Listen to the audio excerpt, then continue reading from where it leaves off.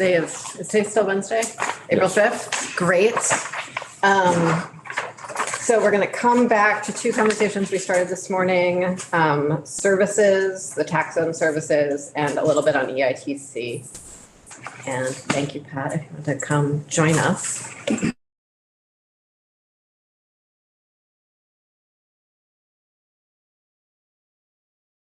Window, and I think that did the trick.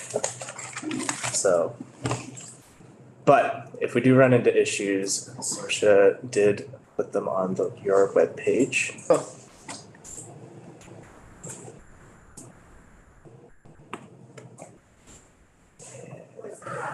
I just felt the light behind me change, so I assume it's up there. No? Well, I get the little reflection off my glasses, so it went from black to bright white. Love it. So Pat Tiverton, Joint Fiscal Office. I believe we had left off on slide 20. We had just gotten through what I hope was not too tedious of an walkthrough of how VATs work. But the most important takeaway from that discussion, I hope, was just that globally, sort of by default, services are usually included in general consumption taxes. But moving back from abroad to Vermont, Abby touched on some of this already this morning, but there are some sources where if you had an inquiring mind and wanted to see some of the taxes or the services we already tax, you can look in Title 32 of statute under the section talking about imposition of tax. It walks through some types of services that are typically deemed taxable, and another one in instances where a service is sort of deemed taxable through rulemaking at the tax department. They have guidance that they release, and I've linked both of those sources here. But going back into one link that Abby had provided you all this morning from the FTA 2017 Services Taxation Survey. You can actually go and compare and contrast all the different states to see what portfolio of services that they apply the tax to. And here I just have a list of some. I know, again, Abby covered a lot of this morning, but if you're just looking for some more examples, here are some right here. So, excuse me. The other part that I want to touch on in a little bit more detail is there were two reports written out of, or I guess sort of coordinated through our office. I know Saoirse is very well acquainted with one of them, and that was the Vermont Tax Structure Report and the Blue Ribbon Report, along with some other legislative reports. And both of those touched on sort of recommendations or suggested ways of reforming certain tax types. And included in that was how Vermont approaches consumption taxes, i.e. the sales tax. So for starters, the sales tax is generally considered to be a regressive tax. Low-income Vermont households spend a relatively larger share of their income on goods than higher income households. And conversely, those higher income households tend to spend a greater proportion of their income on services. So by only taxing goods for the most part, you're actually putting a larger sort of tax burden on those households that have a greater proportion of their expenditures going towards goods.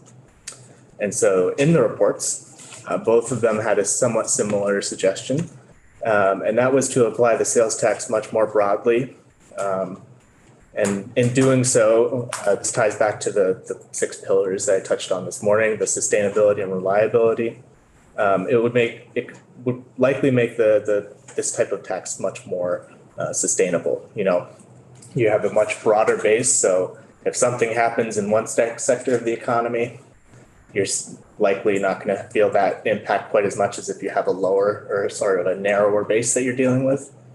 And in doing so, by broadening the base, both reports suggested or recommended that you could raise the same amount of money and lower the rate. So I'm just throwing a number out there, but we're at 6% right now. If you expanded it to all these services, maybe you could raise the same amount of money with 4 or 3%. When you get down closer to that level and thinking about the context of competition with a state like New Hampshire, the feeling is that 3%, and I'm just throwing that number at a much lower percentage, the lure of going across the border to buy certain things is not quite as strong. So like I said, not taxing services can represent an inequity between businesses who sell goods versus those who sell services. A company that, I guess, tax prepare, that'd be a service that we could talk about.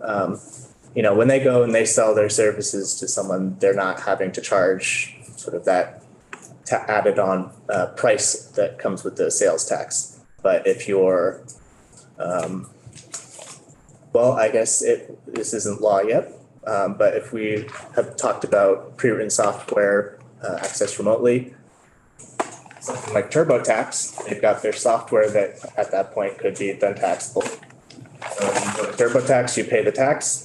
If that law is passed, you go to a local CPA and they do your tax return, and that service is not taxed. So it's just sort of an unequal treatment of businesses in that sense. And yeah, like I said, excluding services can sort of artificially inflate, well, maybe not artificially, but it can cause you to need a higher tax rate to collect the amount of money that you want to receive. And both.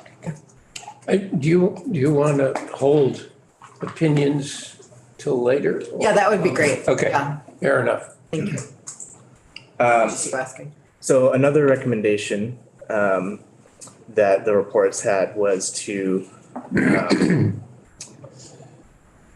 so lowering the tax rate and broadening the base, they argue, was actually a way to reduce regressivity of the tax, both through, putting some of the burden on those households that skew their consumption more towards services and away from a lot of those goods that, are taxed that lower income households skew towards. And, the way that it currently is set up with how, the sales tax deals with regressivity is that a lot of basic necessities are exempted from it. And there's even, just an example of, I think it was the 2021 tax expenditure review report did a report on the clothing and footwear exemption. And what Graham looked at was sort of what in excess of what the necessities are is this exemption costing us? Because, people need socks, t-shirts, basic clothing necessities, but there's this piece of above and beyond what you need, luxury jackets or, just luxury goods that are not really considered sort of basic necessities that, maybe that's not really what you want to be targeting when you do anything you're considering a basic necessity. And in the report, Graham actually estimated that roughly $13 million of that particular tax exemption is likely going to non-essential clothing items. So probably likely over and above, what the intent there is. The other thought here is that, even if you do expand the portfolio of things that you're taxing, there are existing mechanisms in the state that help sort of recompensate low-income households for those regressive taxes. And one thing that I was in here to talk about earlier this year was the EITC. And in statute, one of the intents is to offset regressive taxes. So that is a program that you already do have that we found is doing a good job of either fully or partially offsetting a lot of regressive taxes that Vermonters have. So there are mechanisms in place that can help with the regressivity. So I think if you're looking at the constellation of different items, one thing could be better targeting exemptions. The other would be, just helping make sure that the EITC is a successful program. And the other option is also this idea put forth in reports, which is include services in your tax base and lower the rate. You can still lower the rate and make more money. You could lower it, make less. It's kind of wherever you want it to land, right? So a couple of estimates of what the sort of the magnitude that we're talking about here. I mentioned this morning, but the RAND report did include two estimates for if you were to apply the sales tax to some services. The first being for limited, the second being for extended services. And what those include is for limited, you've got personal services and entertainment. Extended would broaden that to broadcasting and publishing. And their estimates, which we looked at and sort of agree with the magnitude of them, was so 105 million for the limited and then 143 million for the extended. And those are not additive. So it's roughly $38 million more if you do go to extended. And I'm sorry, this might be more a question for Abby, but I don't know if you talked to her about this at all. So my understanding is that we could extend and keep the same rate, or we could extend and lower the overall rate, but we can't set one rate for services and one rate for sales because then we're out of streamlined compliance. That reasoning sounds right, but I would, so I don't say, I'd refer to. Yeah. What has JFO done an assessment on that? Do we expect strong growth in those services relative to maybe what our goods are? Yeah, so I don't know if we want to jump back in the presentation, but if you remember towards the beginning, we had sort of the overarching trend in household consumption. So that trend would apply here then? Yeah, and even if we go back to thinking about the Federal Reserve charts that I showed, you can see when you adjust for inflation that the price of services, the inflation rate for services has actually been greater than we've seen for goods. Just to confirm your reference to the long-term trend, what's called FIRE, which is finance, insurance, real estate, used to occupy about 15% of GDP. It now is going over 35% without any hesitation. Again, I want to throw something on the table, but I want to wait till the presentation is over. Well, we are getting very close. I feel like I've been brushing this poor man all day. So the only other thing on sort of an estimate, and I alluded to this morning in a response to a question from Representative Beck, we do publish some estimates for a variety of services in the fiscal facts book. It's on page 9, I think, under the potential revenue sources. And so the only caveat to those estimates is that, so they're good for giving you a sense of magnitude, size of the market, but it doesn't account for business to business sales, it doesn't exclude those. And it also doesn't account for out-of-state operators. So just keep that in mind when you're looking at those numbers, but there's, there's about 6 categories of services that are estimated in that booklet. So, last piece is there are 5 considerations that you should have when thinking about taxing services. How are you addressing regressivity, any regressivity concerns here? Currently, we've seen that there is probably some not perfectly targeted exemptions. And I go back to that example I gave about clothing, where there's probably an amount over and above what's considered necessary based on the basic needs budget. And so, one thought is just to remove a lot of these exemptions, lower the rate, and tackle those through back-end credits like the EITC, which has that statutory intent of compensating lower income households for those. The second, if the purpose of the sales tax exemptions is to make those basic necessities more affordable or to support local industries, which is often the other intent for some exemptions. I just talked about number 2, didn't I?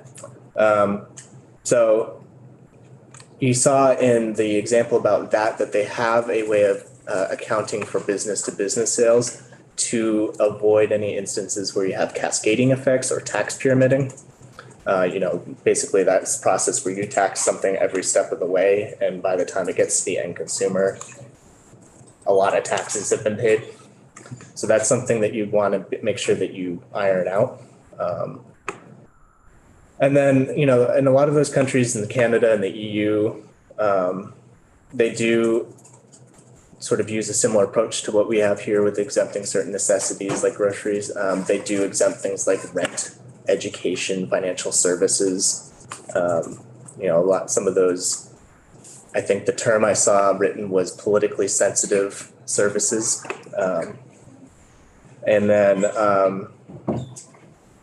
The next thing is just, moving to a broadly based sort of taxation of services would be sort of a structured change here. And, what is the appropriate way to educate taxpayers and businesses to ensure compliance for this? There is an argument for simplicity here because, as it currently stands, businesses have to figure out everything in their store or everything they're provided. Okay, this needs to be taxed. This doesn't. This does. This doesn't.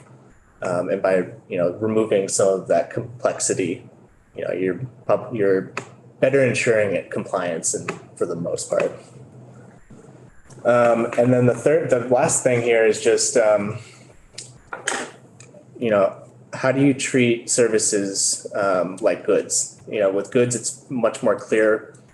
I buy something in a store, I have physical possession, I order something online, it's delivered to my home in state. That is sort of the nexus for determining that it's taxable. If you're talking about a service that maybe a Vermont provider is giving to someone out of state or a outstate service provider who's doing a service for someone in state, how do you sort of determine what the final location of delivery is for ensuring that the tax is collected in the appropriate circumstance? We must already do that though for the services already taxing. Yeah. Okay. Well, I know for a lot of those ski boot rentals, ski rentals, you're on the mountain. That's where it happens. Yeah. Dog grooming, you're on site there. So there is some more complexity, I think, when you get into the realm of stuff that's done maybe purely online or done in another state without it having physically happened where you are. And the last slide is just to thank you for your patience with the example about value added tax. That was my favorite part of the day. Iron ore. Thoughts? Reminiscent, just wait, reminiscent of a 3.5-year-old conversation. I wish we could widen the base to get back to 3%. And I really think that cures a lot of cross-border problems, regressivity problems, the fact that people feel it's divisive when you charge a certain coat you pay for and another coat you don't pay for. I think it's more even-handed. Get the rate down and we avoid a whole lot of discussions that are self-inflicted, that I think cross ideological grounds, interestingly enough. That's where I am.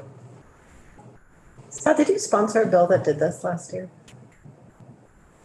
Did I? Huh. I don't think so. Okay. That to expand the service? And lower the rate? Didn't you and Janet co-sponsor a bill that did that? Yeah, that was a little bit different. That was, we talked about that in committee. That was an idea surrounding local options tax. Ah, okay. Yeah, that was an idea that instead of there being local option taxes, that we would broaden the base, and that extra revenue would be directed to communities. Yeah. Thank you. So Peter's talking about broadening the base, reducing the rate to 3%. How long before this body decides there's capacity to go back up? I can't future cast that, Bill. Right, I know. I respect the problem. Temptation. You and I remember Dean Davis and his rowboat, and the sales tax went from what, 2 to 4 or something. I can't even remember. It was so long ago, but there's no way to predict that. It's just starting at 3 is a lot better than starting at 6. Have you done any modeling on how, or is there a report that I have not looked at recently that I should have, that has, how much we'd have to broaden to go down for each? So a simple exercise would be to tell you how much more, so actually, let me start with the more complex or time-intensive route. That would include you just determining which services you wanted to tax, which ones you wanted to exclude. I need to go to whatever data I can scrounge up and like figure out how much you're gonna raise, and then from there you can figure out, okay, how far above what we're getting right now do we want to go? The simple one would be we just pick a number and I tell you how to get there, I guess. And essentially the way I think that would work is I can just tell you for each percentage point, you would gain this much, and we can just look at what our receipts are from the sales tax and, just divide that by 6, right? So that would be a simple way of figuring out. It's where you would need to start, thinking hard is figuring out what you want to tax, I guess. Yeah. I mean, just quick math. I mean, if you wanted to lower it to 4%, you need to increase your base by about 192.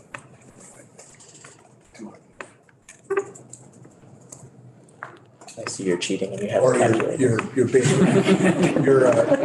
amount that your increased base generated would have to be about 200 million in tax, so. Yeah. It's a lot. Someone else had something, right? Just a really apropos of nothing, but it's very interesting that on that chart you showed that showed the sales reducing and the services increasing. It's right where those two cross that the state enacted the sales tax. So, what you wonder sort of what had happened if the state had gone with the services tax at that point instead. the one caveat, I think that's maybe more of a coincidence. Those are national figures and not just Vermont specific. But you're right, that is a kind of interesting coincidence. It's really not necessarily meaning anything, but it's kind of curious. But I think it's an interesting point, and it does kind of go back to the history of the sales tax in most states. When it was implemented, it really was just sort of a manufacturing-based economy. Consumption really was based around these physical, tangible goods that you could go out and buy. And obviously there's been a shift over time, but I think it kind of just goes back to the whole initial origin of the whole concept. Sorry, go ahead, Jim. Go ahead. Somebody made a point earlier about, what would happen if you brought the rate down, you brought in the base, you brought the rate down, would you just raise the percentage again? I think it's actually less likely to happen under that scenario because you'd have more industries impacted. Like right now, you go from 6 to 7%, and we have this super narrow sales tax base. It's easy for the other 75% of the people to say, "Oh, okay," because they're not going to take it on the chin. That services base is widening too. Yeah, it is. Be interesting to see, which services might pick and see what the cross-border influence would be. I mean, it's something I will by necessity need to pay attention to. I know a couple of years ago, I think the administration was talking about expanding the provider tax, healthcare provider tax to dentists, which would be not very helpful along the Connecticut River. Just pick up your chair and move it across the river, you know. So some things will be easy peasy and others not so much, you know. So I really don't think my dentist would move across the river. what's that? I don't think my dentist would move across the river, I think, but I'll ask her. I'll ask her. But anyway, Yeah. but for them, it would be potentially quite a lot of money. You know, healthcare provider tax. So anyway, it's just an item for consideration here. I should say that, as Mr. Teeterton has said, the rest of the world is embroiled in VAT, including our neighbors to the north called Canada. And in my argument, so is New Hampshire, although it's got different names and so on. And so if we went to VAT, we completely walk away from this distinction between goods and services and simply tax the value added by each firm, period. But we can't do that. I mean, I heard it from you. I don't know that we I can. actually, I am not inventing that. I felt like Pat said that quite clearly today. Well, so what Representative Anthony, I think, is referring to is his comment from this morning about sort of an alternative approach that New Hampshire has taken. And I apologize, I haven't had time to look into that in depth, but it sounds like they go the route of targeting wages and dividends to sort of arrive at the same place. The traditional structure of a value-added tax is not something that would be feasible because there's not a national entity that's coordinating those input credits for businesses. I hope I characterized that appropriately. Yeah, except now, excuse me, but now businesses in essence do not pay sales tax on direct inputs. So in essence, that distinction already happens. And it's self-enforced, that is to say, unless somebody gets audited, that's a deduction. Simple as that. Not a deduction, it's just a tax not paid. It's what? It's not a deduction, it's just a tax. No, but it's an avoided tax, yeah. Tax, yeah. And just a quick comment on Representative Maslin's point. Medical services are often excluded in many of these countries as well. So just related. Okay. Thanks. Food for thought. Switching gears. Yes. Earned income tax credit? Yeah, sure. Okay. So this can be a little bit choose your own adventure for the committee, but I guess we'll just start by going back to one of the major findings from the report that I wrote earlier this year, and that had to do with single childless claimants. You know, if you remember in 2021, as part of ARPA, the federal government made several changes which increased the income thresholds for eligibility and increased the maximum credit amount that these types of filers could receive. Essentially tripling what these people were getting and pulling thousands of people into eligibility who otherwise would not have been. And so the reason the federal government did that was they identified that this cohort of low-income taxpayers were not being adequately supported by this type of credit. So those type of changes were temporary. Those boosts in their credits and eligibility have gone away. And so the point still stands that, there's sort of an unequal treatment to this cohort in which they're not receiving sort of the same level of support that you see with, if you have one child, right? And so the same general type of treatment is true over qualified widows, although I guess surviving spouses, and head of households and married, whether filing separately or jointly, if they don't have kids, there's a huge drop off in whether they, in the amount of support that they receive from the credit. And, you know, single people with no kids are a very large portion of, they make up a large representation of the, population of people who claim this credit. And they're getting, I guess you could characterize as very paltry support from it. You know, this was one of those cohorts that in another major finding, we found that their credit amounts were so low that they were one of the groups that were only partially having their regressive taxes offset by the credit. So, you know, there's a couple of things going on there. You know, this cohort's receiving much reduced support. And they're also not maybe, you know, you could say partially offset is meeting the statutory intent. I guess that might be up for a little bit of debate, but they're one of the ones that are not being fully offset, specifically at the very lowest end. So the lowest earners in this cohort. So in connection with that, one thing that was looked at in the report was what other states do in this situation. And there are states, specifically Maine, Maryland, and Washington, D.C., where they actually give, so they do the same kind of flat percentage, but they have two flat percentages. If you are filing and you have no dependents, you get actually a higher percentage in these states of your federal credit compared to if you do have kids. So just as an example, Maine, if you have children, you get 12%. If you don't have kids, you get 25% of the federal credit. In Maryland, it's 45 if you have children and 100% if you don't have children. And then DC, I think DC may be moving both up to 100%, but at the time of research, you could receive 70% of the federal credit if you had children, and again, 100% if you did not.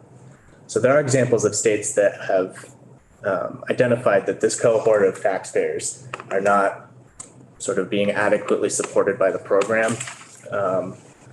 And, you know, the way that they've identified is best for them to try and support them better is to boost their flat credit. And that's a way that you can get that you can target them better without having to do something like decoupling, like something you see in California where it's based on personal income and not based on this simple calculation of taking a percentage of the federal credit, making the federal government do all the fancy math.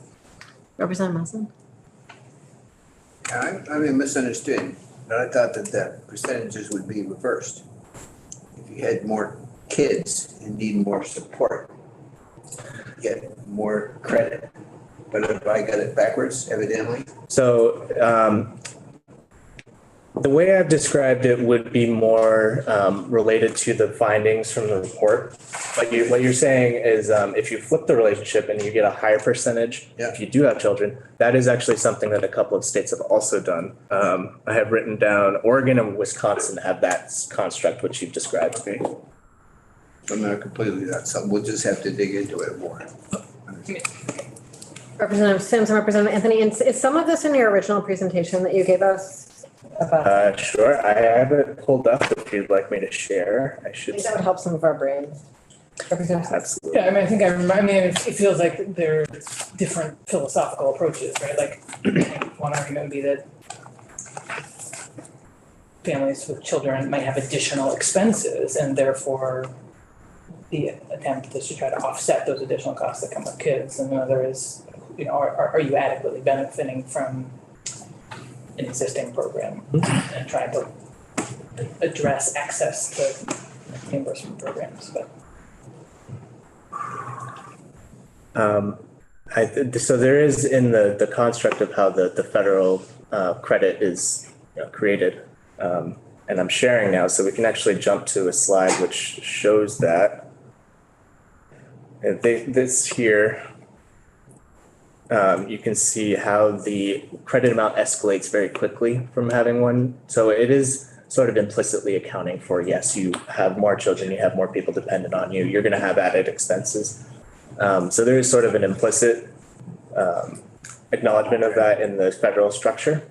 But I think the reason other states have treated it where they want to boost people without is, I think going back, the reason that childless people were ultimately allowed to claim this had to do with an increase in the gas tax in the 90s. So the idea for them was just you're offsetting just the gas tax, not this greater portfolio of consumption that obviously everyone has, right?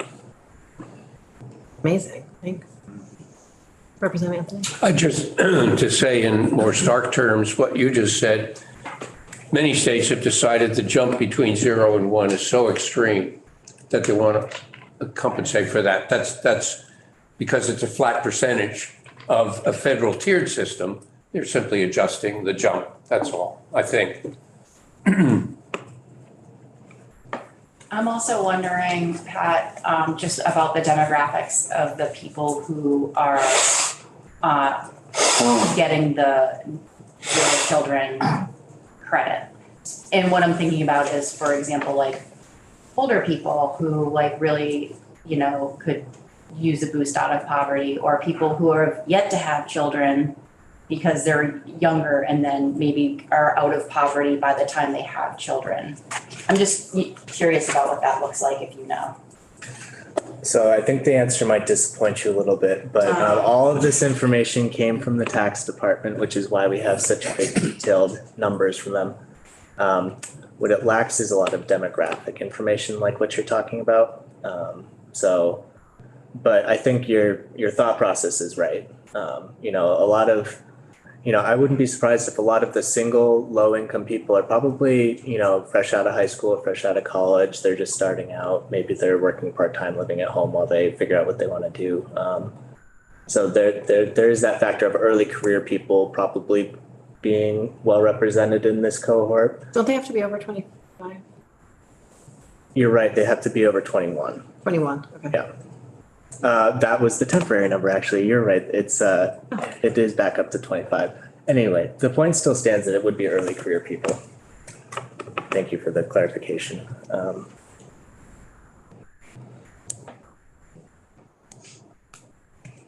And so I think it's just really interesting that different states sort of work this mix really differently. The idea of more goes to, a higher percentage goes to families, a lower percentage goes to families. I should say people with children. People without children are also families. People with children, people without children. It's an interesting piece of the puzzle.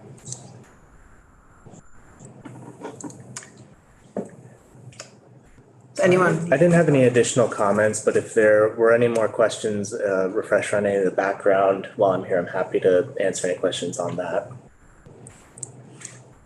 It seems not. Thank you very much. They're easy. Okay. We're going to take a break until 3 when our joint session is going to happen. It's 6 different committees, I think, in a joint hearing. So we're similar to when we heard the RAND report. This is not going to be the time for questions necessarily. It'll be way too complicated to try to navigate that with 6 committees. We're going to hear an overview of the report, and then we can have them back in to have our specific questions answered, which would be probably